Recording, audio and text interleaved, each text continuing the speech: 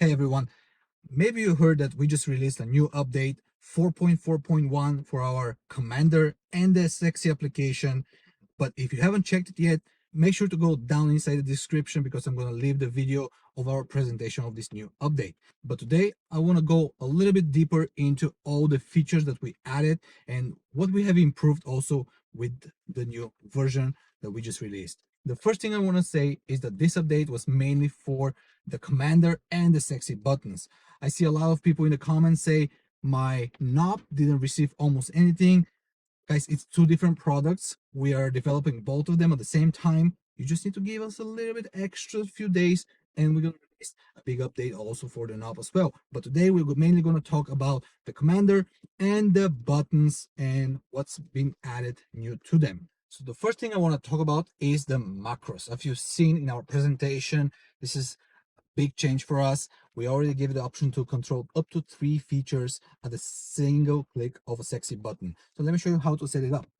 Basically, you need to go inside the Sexy app, and I have this button right here paired with my application, and now I need to choose what to add as a single press of a button. So basically I go just a standard to plus, and let's say I want to create a macro where I open my glove box and I turn on the dome lights at the same time. So what I'm going to choose right now is go to open, go into glove box and press save. And immediately after I do this, there's a second button that comes right underneath, says add another action. So when I press on this, I can choose my second option, which is going to be all the way down in others, called interior lights, or how we call it dome lights. And when I press it save, I can see that now I have a single press macro created between these two functions right here. So let's see how it's going to work. As you can see, the glove box is closed and the dome lights are off. So let me press the button right now. Once the dome lights are on and the glove box is open. So this is pretty cool, and I believe a lot of you are gonna get super creative with it. Again, I just added only 2 features, but you can add up to 3 and just go crazy with it. You know, we actually create a special group in Discord that you can join and tell us what your macro ideas are. So maybe you can share it with the community so they can start using it also, because you know, sometimes somebody needs a little bit motivation. The second thing I want to talk about today is the new dashboard. As you've seen, a few months ago, we added this minimal Tesla looking like dashboard, but now we also expanded it and went into creating a feature where you can watch it in a landscape mode as well. And one extra cool thing I want to tell you about the dashboard is that you can actually pre-select it to be active on auto rotation. So basically I need to go inside the settings up here, choose auto rotate dashboard, go back, and now every time I rotate my phone, the dashboard is going to respond to my rotation. What else is inside the dash? So as you can see right now, this is the basic, the standard, the most minimal style of dashboard there is, but you can choose up to another 4 of presets that we added. And the presets are in the settings of the dashboard. You can go right here on this button. When you enter it, these are our 5 presets that we have. We actually have a 6th one, which we call custom, but that's going to be available later on. But let's say I want to choose a dashboard that has more buttons to add it to it. So when I press it, I have these 6 features currently added to these 6 buttons. On the left side, I'm going to be able to watch the performance of my of the front motor and my rear motor. And obviously on the center, it's the speedometer, which is the basic version as we saw. But what's happening if I want to change these buttons? It's very simple. We added an extra feature to the new update where you can press and hold on an action and you can choose, or you want to change it, or you want to add a stat to it, or you want to delete it. So let's say right now it's a rear left door opener, and if I want to change it to, let's say I want to open my front, I just save the action and bam, now this button opens my front. I can again customize all these buttons, and I know in the main video I said that this is going to be available with the next update, but we were a little bit quicker than we thought, so we were able to release it a bit sooner. Another cool option that we added to the new dashboard is that you can finally also change its appearance. So if you go again to the settings screen and if you swipe down, you have three options. You can make it auto, which is basically going to correspond with the screen of your Tesla. So let's check it out. If I press on auto, you see it became bright. So now if I close it, this screen is bright and this screen is also bright, which I believe it's very useful. And we've actually done a poll about this on Reddit about, I would say, 6 months ago. How do you guys prefer to have a dashboard set up, as an auto, as a light, or as a dark skin? And a lot of you voted for auto. I believe over 1,000 people. So that's why we have all these three options now for you. And obviously you can go into dark mode, which I personally prefer to have, but it's all up to you. What else you have in the dashboard? You obviously have the frank mode, which we had for such a long time. You have a dash on start, which means that every time this is selected and you close the app, every time you open it, it's going to immediately go into the dashboard rather than going to the home screen.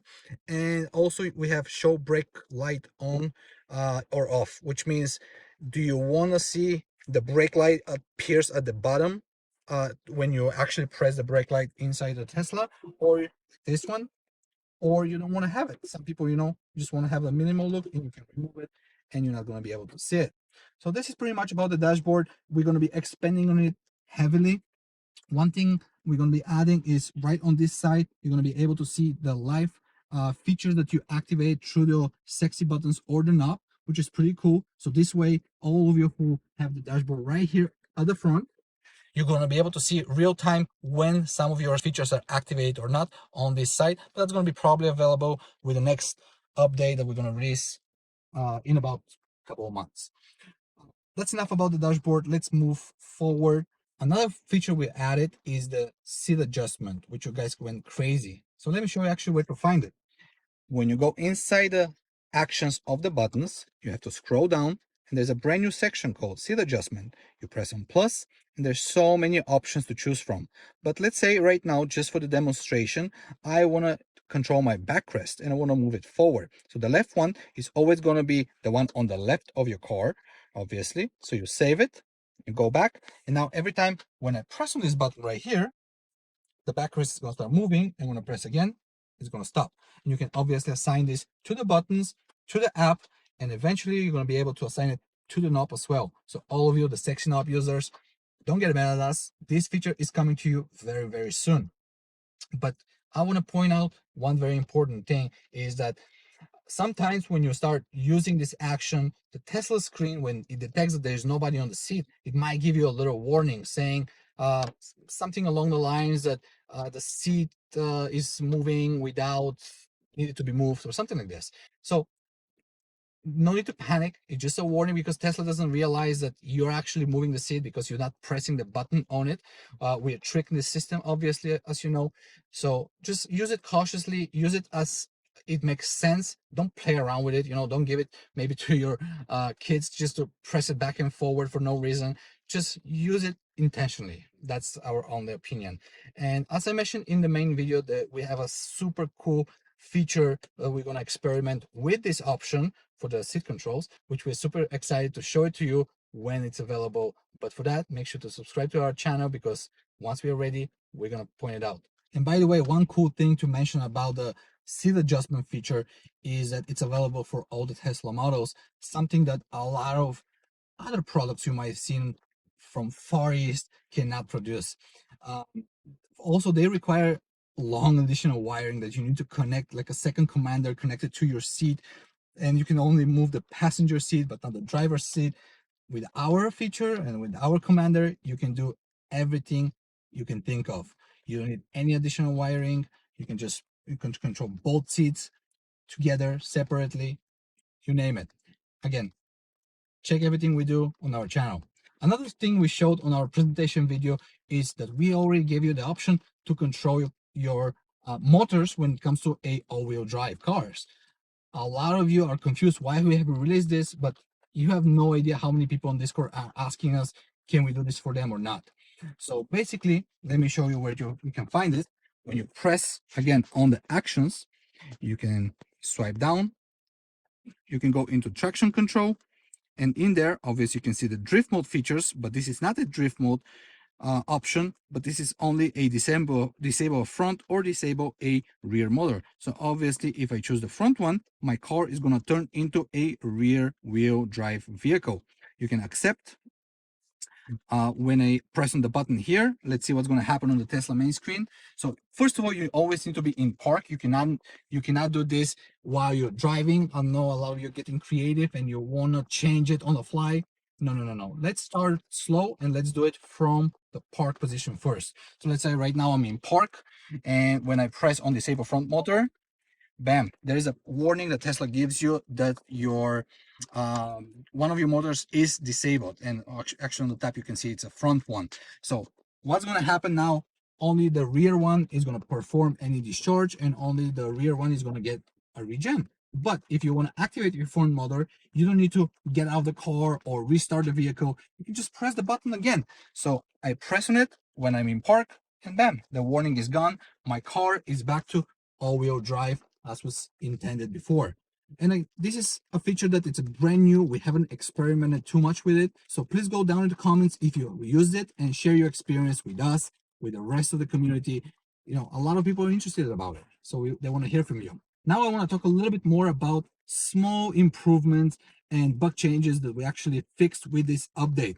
One is going to be amazing for this weather. Actually, right now, as you can see, it's raining, and a lot of you know that you don't like the performance of the wipers of your Tesla. So years ago, you requested a feature where you can disable your wipers during your autopilot drives, and we've done that for you. But sometimes the Tesla was re-engaging them forcefully because, again, it's, you know, Tesla wants to do things that doesn't make sense sometimes, but we find a way to actually improve this feature, and let me show you where to find it. So right now, when you go into the commander section, as you know, we have a thing called smart actions. These are our automations that we created for your vehicle. And if you go into the auto off section, before there was a force manual high beams off. So basically your high beams will always stay off even when you're on autopilot, and the same thing for the wipers. But now we added a third feature that's called keep wipers off. So when you enable it, what basically this is going to do is every time your wipers are trying to get activated and then shift from off to auto, the commander is going to immediately shift them back to off, and they're going to stay there. And you cannot do anything to move it back to auto. You can, even if you press manually on the auto button, it's still going to shift back to off. But what you can do is change the levels of performance of the wipers, or you're going to be able to place them, put them into off, but never to auto. So this is for those people that really hate the auto wipers and they never want to use it. I believe this feature is going to be really useful for you. So check it out, and I hope this time you're happier. Another big improvement we added to this update is the presenting door smart action, which is one of my personally favorite ones. So let me show you where you can find it. Again, you need to go into the commander tab, then scroll a little bit and find the presenting doors. What this basically does, it pops open your door, your driver's door, when you're approaching your vehicle. So when you activate this feature, you have a few options to select. You can disable one of the honks when the car is getting unlocked. You can, if your car is parked very close to the place you live, you can disable this feature so your door never, you know, unlocks when you're at home sitting and just watching TV. Because again, when the commander detects the Bluetooth of your phone, they make a connection and they think that you're approaching the vehicle, so you want to get inside the vehicle, so that's why the door opens. So basically when you're at home, I suggest you to enable this setting so it never the door opens for you. And there's other settings you can play around with and check it out, but the best thing is that now we finally added the option to control the newer versions of the cars. Before this update, a lot of the owners of Teslas built before the 2023 were able to use this feature. Now, a lot of the new owners are going to be enjoy it too, especially if you're a Model 3 Highland owner. You're probably going to enjoy this feature as well. So give it a try. It's a very useful feature that a lot of you are going to find a great use for. So check it out and let us know if it's working on your model or not. Another improvement that we added to this update is giving you the option to rename your buttons inside the application. So let me show you how to do this. So let's say right now this button here is on my steering wheel, and these are the functions that are paired to it. But the name of it is button number 1, which is nothing that gives me, reminder of where this button is placed. So basically what I can do now is I can press on the button, press on the name, and I can say, let's name it a wheel button, like on the steering wheel button. When I save it, it's successfully saved. Now when I go back, I know that my steering wheel button, when I go inside of it, I can change any of the functions I want this button to perform, which is one of the top requests that we got from you long time ago. Sorry it took us a little bit longer to perform it, but we just had another task that we first had to finish. And the last thing I want to talk about today is the new Tesla Cloud features that we just added to the S3XY app. If you do not know what these are, make sure to follow Dimitri's video right here. He's going to give you a full walkthrough how to set it up with your application and what it does for you. But right now I'm going to show you a few of the features that we were able to add to our app and how you can control it with the buttons and with the knob. So come check it out. So right now, when you go to add a new action to your buttons or your app, you're going to see two sections of features that you can choose from. One is by Commander and another is by the cloud.